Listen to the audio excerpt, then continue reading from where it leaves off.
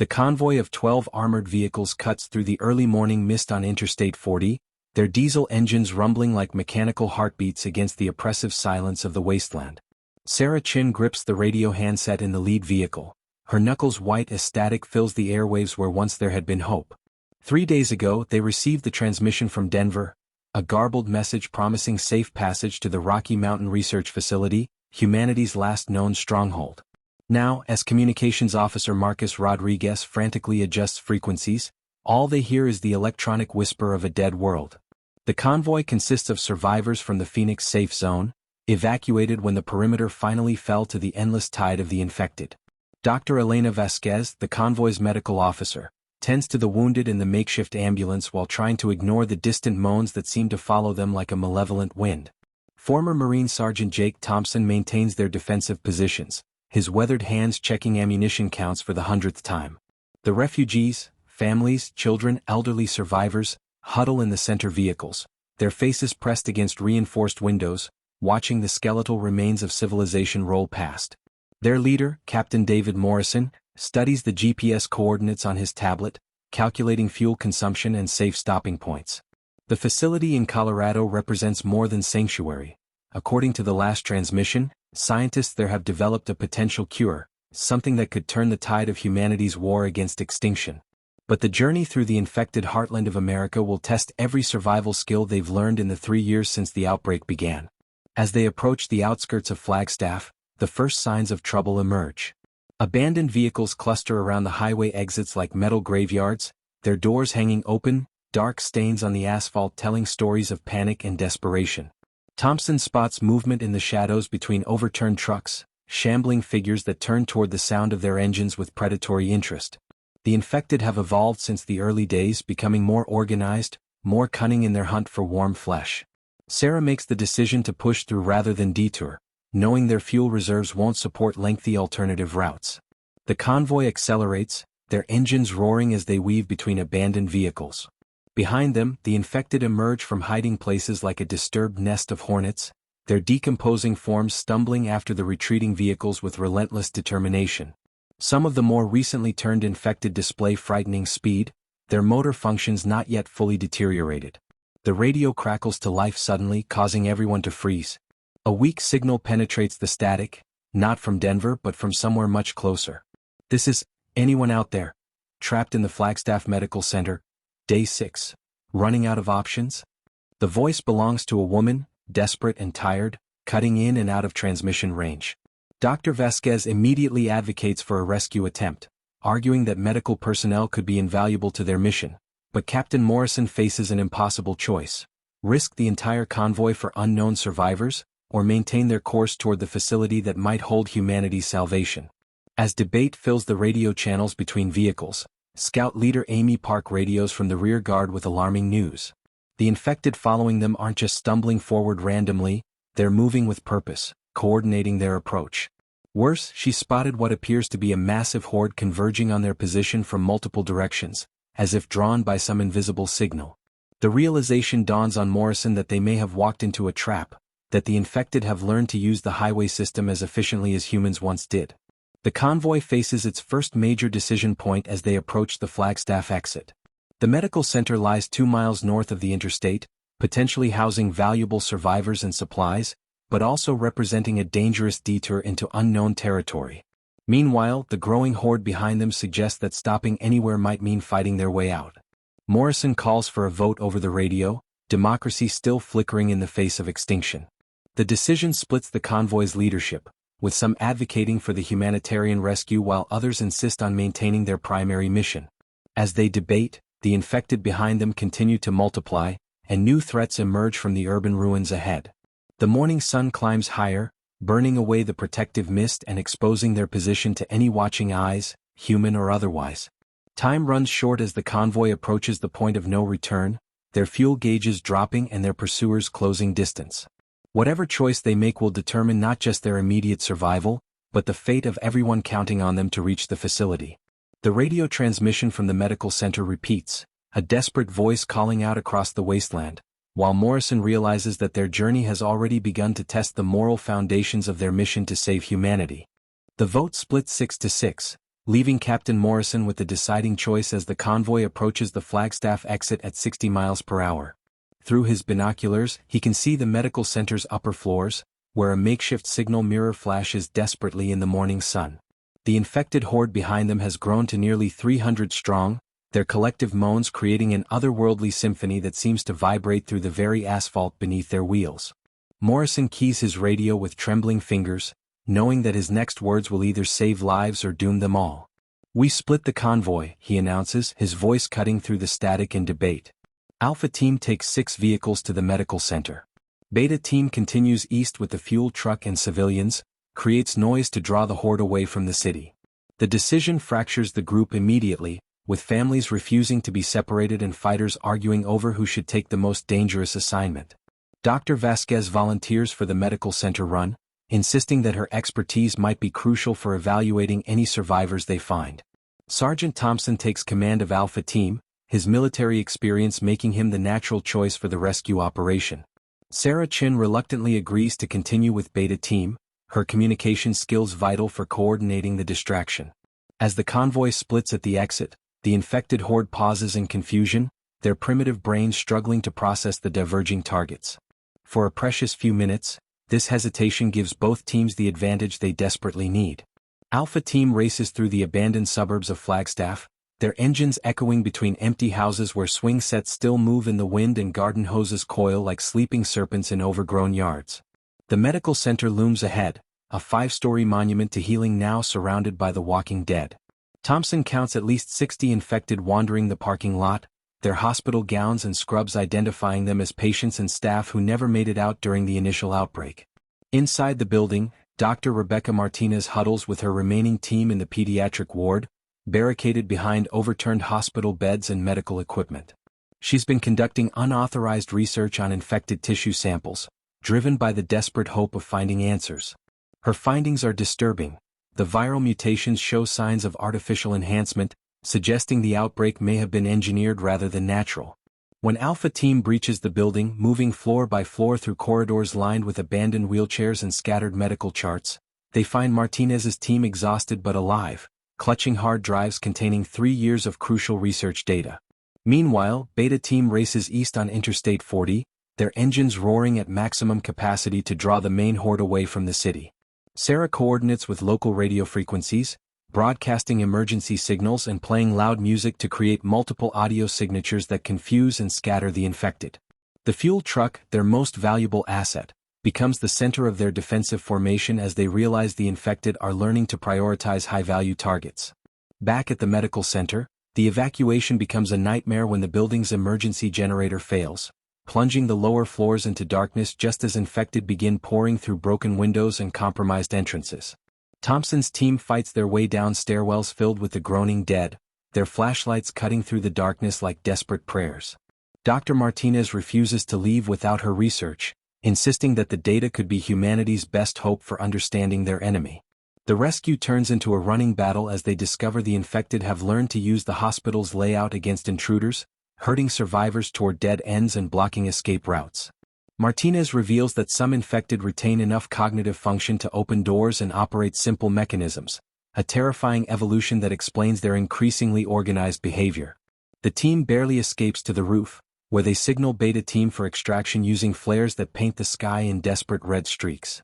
As Alpha Team evacuates via the hospital's helicopter landing pad, rappelling down makeshift ropes to waiting vehicles, they realize the infected have surrounded the building in unprecedented numbers. The noise of their rescue operation has attracted every infected creature within miles, creating a massive convergence that threatens to overwhelm their escape route.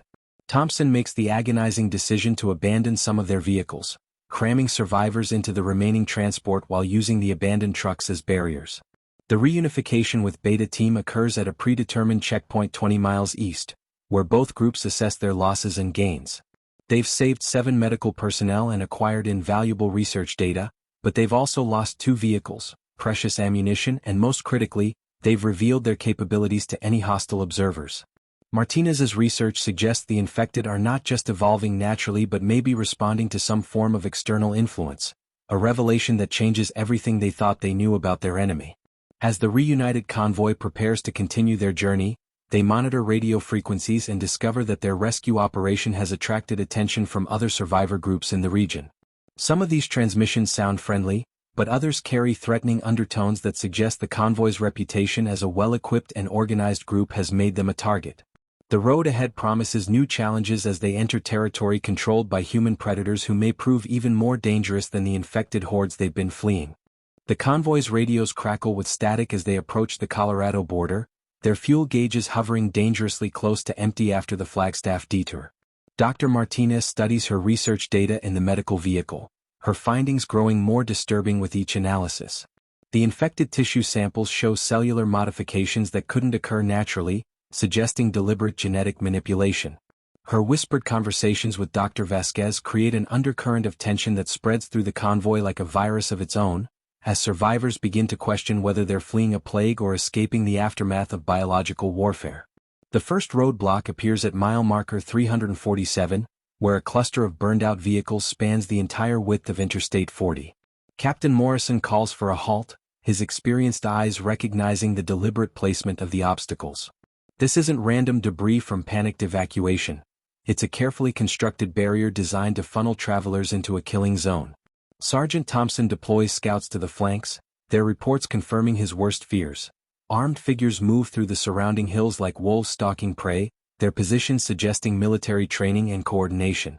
The radio transmission that follows carries a smooth, confident voice that cuts through the static with unsettling clarity. Welcome to the Colorado Territorial Line, travelers. I'm Victor Kane and you're currently in my jurisdiction. Now, I'm a reasonable man and I understand you've got somewhere important to be, but passage through my territory requires compensation. Call it a toll if you will. The voice belongs to a man who speaks with the casual authority of someone accustomed to being obeyed, his words carrying the implicit threat of violence for non-compliance. Morrison attempts negotiation, offering medical supplies and ammunition in exchange for safe passage, but Kane's demands escalate with each counteroffer. The Marauder leader wants half their fuel, their medical supplies, and most disturbingly, he specifically requests Dr. Martinez and her research data.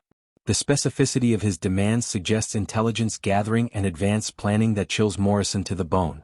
Someone has been watching them, tracking their movements, and reporting their capabilities to hostile forces. As negotiations deteriorate, the convoy finds itself caught between the Marauder positions and a growing horde of infected drawn by the noise of their engines and radio transmissions. Kane's people have learned to use the infected as a weapon, herding them toward target areas to create additional pressure on their victims. The Marauders wear distinctive clothing treated with substances that mask their scent from infected noses, allowing them to move freely while their enemies become trapped between human and inhuman threats. The attack begins with sniper fire targeting the convoy's tires, a calculated attempt to immobilize rather than destroy their valuable vehicles. Thompson coordinates the defense from the communications truck, his military training evident as he directs return fire and defensive positioning. The convoy's fighters take cover behind their vehicles, creating interlocking fields of fire while the non-combatants huddle in the armored center vehicles, children crying as bullets crack overhead like deadly thunder. Kane's tactical error becomes apparent when his aggressive positioning attracts the infected horde directly toward his own men. The scent-masking compounds work against stationary targets, but the Marauders' muzzle flashes and gunfire create audio signatures that draw infected attention like beacons in the darkness. Within minutes, the carefully planned ambush dissolves into chaos as Kane's fighters find themselves fighting for survival against shambling enemies that feel no pain and fear no bullets. The convoy exploits the confusion, with Morrison ordering a breakthrough attempt while the Marauders are distracted. Sarah Chin coordinates the movement over radio, her voice steady despite the terror as she guides each vehicle through the gap in the roadblock. The fuel truck, their most precious asset, becomes the focal point of the escape as infected surge toward the sound of its massive diesel engine like moths drawn to flame. Dr. Martinez makes a crucial discovery during the firefight, observing that some infected display coordinated behavior when exposed to specific radio frequencies.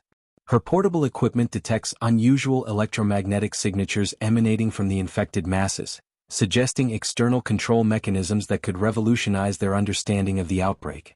The revelation comes at a cost, as her observations require her to remain exposed during the most dangerous phase of the battle. The convoy's escape succeeds but not without casualties. 2 vehicles are abandoned due to mechanical damage, forcing overcrowding in the remaining trucks. Several survivors suffer injuries from flying debris and ricocheting bullets, stretching Dr. Vasquez's medical supplies to their limits. Most significantly, they've lost contact with Scout leader Amy Park, whose rearguard position was overrun during the final moments of the engagement. As they race away from the ambush site, the convoy monitors radio frequencies for any sign of Park's survival. Kane's voice occasionally breaks through the static, alternating between threats and grudging respect for their tactical abilities. His final transmission carries an ominous warning. Other groups ahead have been alerted to their approach, and the convoy's reputation as a well-equipped and dangerous opponent has made them a priority target for every desperate survivor group between Colorado and their destination. The road ahead promises escalating conflicts as they enter territory where human predators have learned to thrive in the post-apocalyptic wasteland. The convoy limps through the Colorado mountains as dawn breaks over snow-capped peaks, their damaged vehicles struggling with the altitude and winding roads. Fuel reserves have reached critical levels, forcing Captain Morrison to make increasingly desperate decisions about their route. The loss of Scout leader Amy Park weighs heavily on everyone's minds, her empty seat in the rearguard vehicle serving as a constant reminder of the dangers they face. Communications Officer Marcus Rodriguez continues monitoring radio frequencies, hoping for any sign of Park's survival, but finding only static and the occasional burst of hostile chatter from pursuing marauder groups. Dr. Martinez's research has revealed disturbing patterns in the infected behavior patterns they've observed. Her portable laboratory equipment, salvaged from the Flagstaff Medical Center, shows electromagnetic anomalies that spike whenever large groups of infected gather. The readings suggest some form of external coordination, possibly through modified brain chemistry that responds to specific frequency ranges. She shares her findings with Dr. Vasquez during a brief rest stop, their whispered conversations creating an atmosphere of scientific urgency that contrasts sharply with the survival-focused mentality of the other survivors. The discovery of Millbrook appears like a mirage in the late afternoon sun, a perfectly preserved mining town nestled in a valley between towering pine forests. Unlike every other settlement they've encountered, this place shows no signs of destruction or abandonment. Windows remain intact, streets are clear of debris, and most remarkably, there are no infected wandering the perimeter. Sergeant Thompson studies the town through binoculars, his military training making him suspicious of anything that appears too perfect in their devastated world. Morrison calls for a convoy meeting at the town's outskirts, where the leadership debates whether to investigate or continue their journey. Their fuel situation leaves little choice. They need supplies and rest regardless of the potential risks. The town's main street stretches before them like a scene from a postcard, complete with American flags still flying from porch poles and flower boxes that bloom with unexpected color. The normalcy feels surreal after weeks of navigating through urban graveyards and infected highways. The first residents they encounter seem genuinely welcoming, emerging from buildings to greet them with smiles and offers of assistance.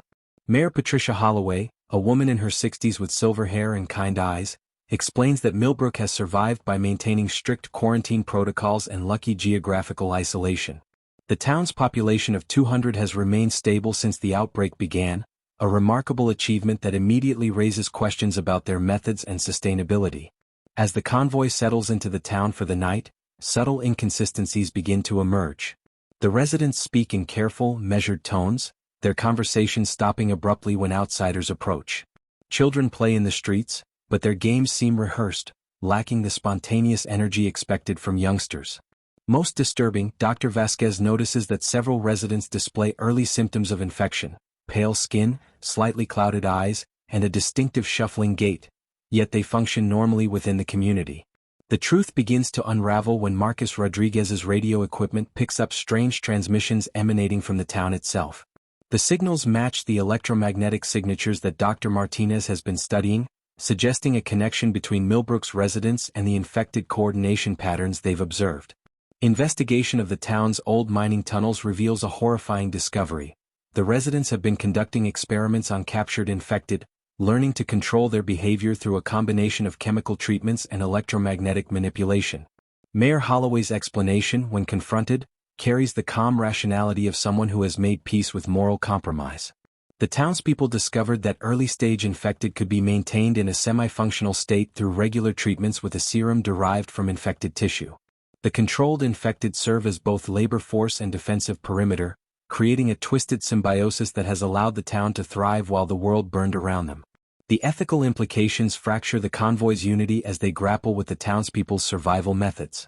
Some survivors argue that any strategy that preserves human life deserves consideration, while others view the controlled infected as an abomination that threatens the fundamental nature of humanity. Dr. Martinez finds herself torn between scientific curiosity about the town's methods and moral revulsion at their implementation. The situation escalates when several convoy members begin showing symptoms of the town's treatment, having been exposed to the serum through contaminated food and water. The townspeople's hospitality was a carefully planned recruitment effort, designed to gradually convert visitors into permanent residents. Those who resist the conversion process face a choice: submit to the treatment or join the controlled infected in the mines. The convoy's escape from Millbrook becomes a desperate race against time as the serum's effects begin manifesting in their exposed members. The town's defensive perimeter of controlled infected activates, creating a coordinated pursuit that demonstrates the terrifying potential of organized undead forces. The experience leaves lasting psychological scars on the survivors, who realize that human ingenuity in the face of extinction can produce solutions more horrifying than the original problem. As they flee into the mountain wilderness, they carry with them the knowledge that survival sometimes demands the abandonment of everything that makes survival worthwhile.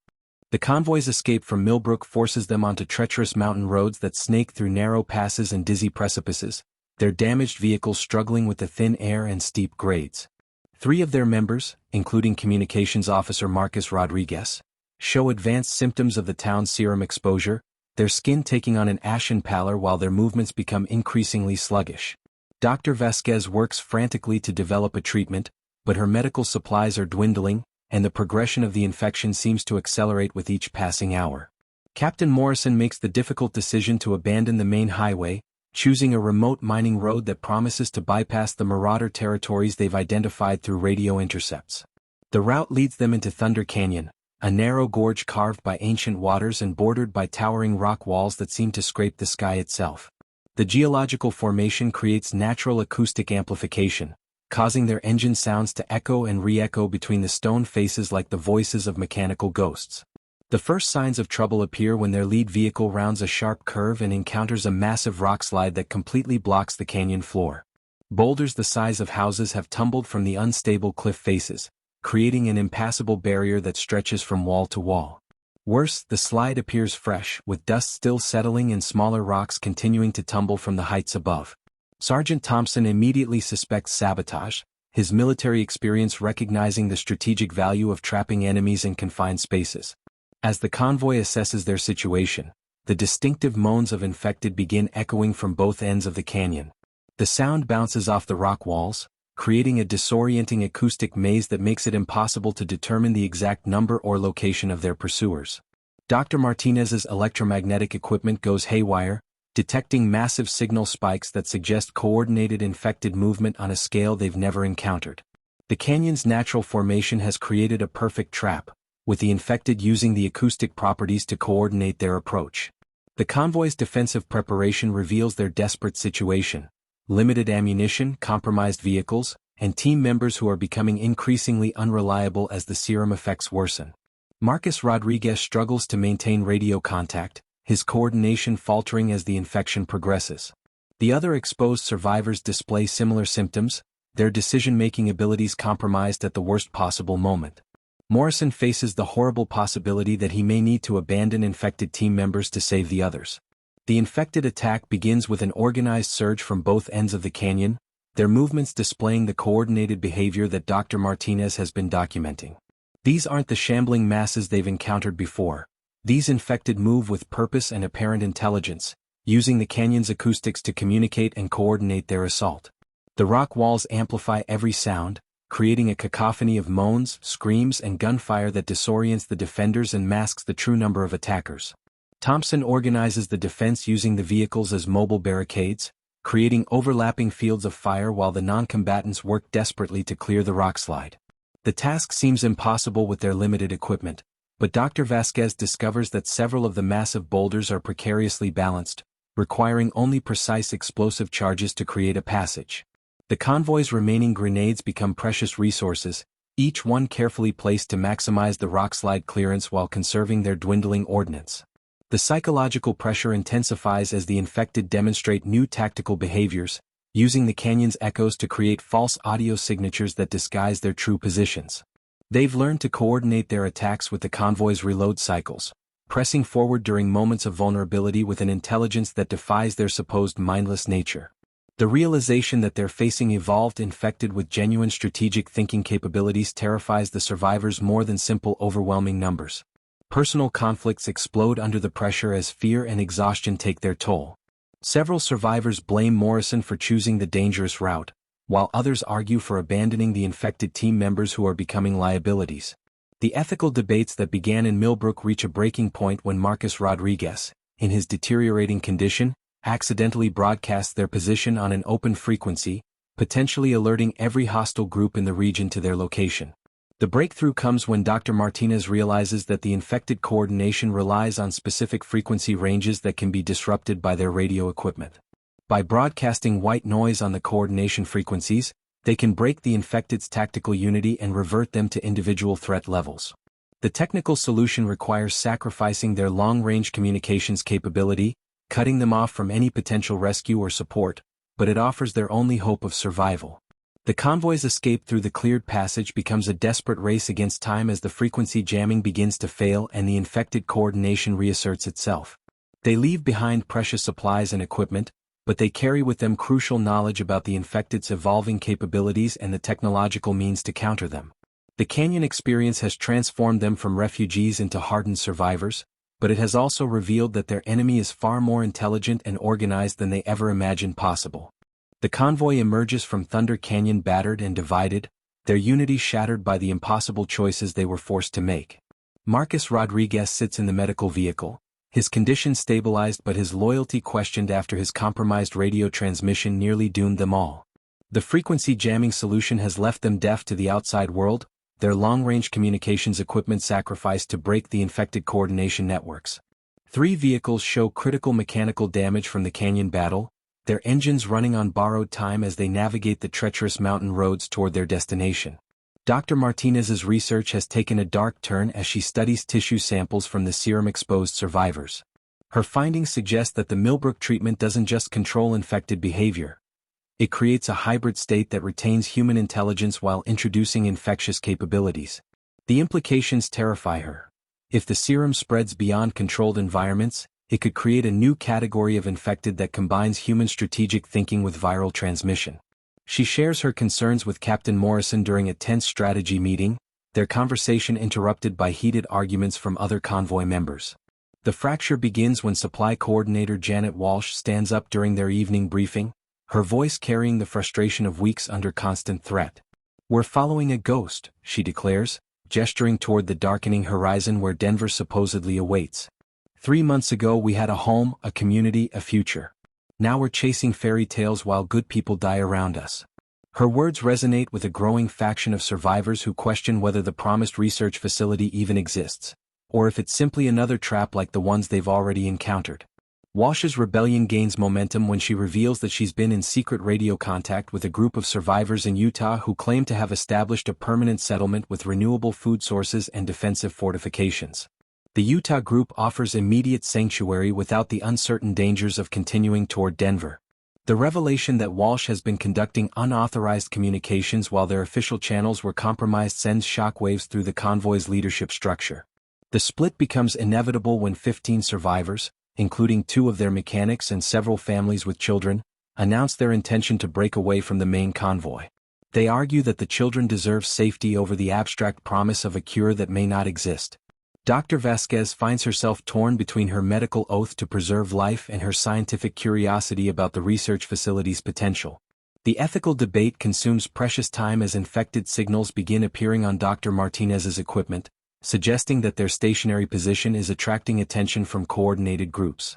Morrison's attempts to maintain unity fail when the breakaway group accuses him of authoritarian leadership and blind faith in unverified intelligence. The accusations cut deeply because they contain uncomfortable truths about his decision-making process. His military background has made him accustomed to following orders and trusting in chain of command, but in the post-apocalyptic world, those structures have crumbled, leaving him to navigate by instinct and hope rather than established protocols. The division weakens both groups catastrophically when the new threat emerges. Dr. Martinez's equipment detects infected signatures that don't match any previous patterns. These creatures move with purpose and display tactical coordination that exceeds even the canyon attackers. Worse, they seem to be actively hunting the convoy, following their trail with persistence that suggests individual recognition rather than simple attraction to noise or scent. The infected are no longer just reacting to human presence. They're actively pursuing specific targets. The attack comes at dawn as both groups prepare for their separate departures. The infected surge appears from multiple directions simultaneously, their movements coordinated by leaders who display human-level intelligence while maintaining superhuman strength and resilience. These evolved infected wear remnants of military and police uniforms, suggesting they may be former authority figures who have retained their tactical knowledge while gaining infectious abilities. They use weapons with crude effectiveness and demonstrate problem-solving skills that make them exponentially more dangerous than standard infected. The separated convoy groups find themselves fighting for survival against an enemy that has learned to exploit human psychology and tactical doctrine. The infected leaders direct their followers with strategic precision, creating diversions while concentrating attacks on the convoy's weakest points. The vehicles become death traps as infected demonstrate the ability to coordinate siege tactics, using crude tools to disable engines and trap survivors inside their supposed sanctuaries. The reunion of the convoy groups occurs through desperate necessity as both factions realize their survival depends on mutual cooperation. The breakaway group's losses include their senior mechanic and several armed defenders, while the main convoy has lost critical supplies and ammunition. The combined survivors must overcome their resentment and distrust to mount an effective defense against infected who have evolved beyond their worst nightmares. The battle's resolution comes through sacrifice and hard-won cooperation, but the victory feels hollow as they count their losses and assess their remaining capabilities. The fractured alliance has been forcibly reunited, but the underlying tensions remain. They've learned that their enemy is evolving faster than they anticipated, and the divisions within their own ranks may be their greatest vulnerability.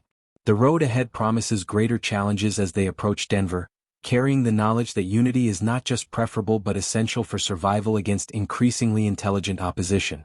The convoy's approach to Denver occurs under a blood-red sunset that paints the snow-capped Rockies in shades of warning, their damaged vehicles limping across the Colorado plains with fuel reserves measured in miles rather than gallons. The city's skyline rises before them like a monument to humanity's lost civilization, its glass towers reflecting the dying light while dark smoke plumes mark the locations of persistent fires that have burned unchecked for months. Captain Morrison studies the urban landscape through binoculars, his military training recognizing the tactical nightmare of navigating a metropolitan area filled with unknown threats and countless hiding places for both infected and hostile humans. Dr. Martinez's electromagnetic detection equipment has been registering increasingly powerful signals as they approach the city, the readings suggesting massive infected populations that dwarf anything they've encountered during their journey. More disturbing, the signals show coordination patterns that indicate multiple command structures operating simultaneously, as if different infected groups are competing for territorial control of the urban environment. Her research data suggests that metropolitan areas may be evolving into complex ecosystems where infected subspecies develop specialized roles and hierarchical organizations. The radio transmissions that guide them toward the supposed research facility multiply as they enter Denver's outer suburbs, each signal claiming to represent the authentic Rocky Mountain Research Facility. The contradictory messages create confusion and paranoia among the convoy members, who realize that someone has been monitoring their communications and preparing elaborate deceptions. Sarah Chin works frantically to triangulate the genuine signals from the false ones, her expertise challenged by sophisticated jamming techniques that suggest military-grade equipment and professional operators. The first facility they investigate appears legitimate from the outside, with solar panels, defensive barriers, and scientific equipment visible through chain-link fencing. The automated radio beacon broadcasts the correct authentication codes that were established during their original contact with the Denver facility 3 months ago. However, Sergeant Thompson's reconnaissance reveals disturbing details. The defensive positions are designed to keep people in rather than out, and the facility's personnel move with military precision that contradicts their supposed civilian scientific mission. The truth emerges when they attempt to make contact with the facility's leadership. The installation is controlled by a rogue military unit led by Colonel Marcus Thorne, a former Pentagon bioweapons specialist who has been using the research facility's reputation to lure survivor groups into elaborate experiments. Thorne's operation combines legitimate scientific research with unethical human experimentation, using captured survivors as test subjects for various infected control serums and behavioral modification techniques. Colonel Thorne's initial contact with the convoy appears welcoming, offering fuel, supplies and medical treatment in exchange for their cooperation with routine health screenings and debriefings. The Colonel's presentation includes impressive displays of captured infected specimens and theoretical cure research, but Dr. Martinez recognizes similarities to the Millbrook experiments they escaped weeks earlier. The supposedly humanitarian facility is actually a sophisticated trap designed to acquire fresh test subjects for research that prioritizes scientific advancement over human welfare. The convoy's suspicions intensify when they discover that previous survivor groups have been incorporated into Thorne's experiments without their consent. The Colonel's laboratory contains evidence of systematic testing on unwilling subjects, including attempts to create controlled infected with enhanced intelligence and specific behavioral modifications. The research represents a perversion of legitimate scientific inquiry, using desperate survivors as disposable resources in pursuit of power and control over infected populations.